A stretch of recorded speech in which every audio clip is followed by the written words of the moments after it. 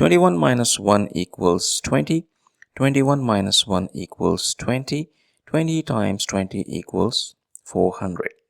But this answer is not right, because according to the order of operations, we must solve parentheses, then exponents, then multiplication and division, and finally addition and subtraction. Remember, if in any expression you have both multiplication and division present, you must work from left to right, and same applies to addition and subtraction. Now let's rewind and solve this problem the right way. If you notice, in this expression we have a couple of subtraction operators present. We have a multiplication operator present here too, and we do have parentheses present as well. According to the rules, parentheses have highest priority. So let's solve what we have inside parentheses. We have 21 minus 1, that gives us 20. Our expression simplifies to 21 minus 1 times 20.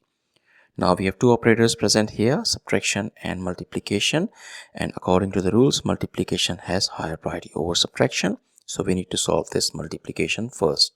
1 times 20, that gives us 20, and 21 minus 20, that finally gives us 1, which is the final and correct answer to this problem. Thank you for watching. Please like the video, comment your answers, and subscribe to our channel.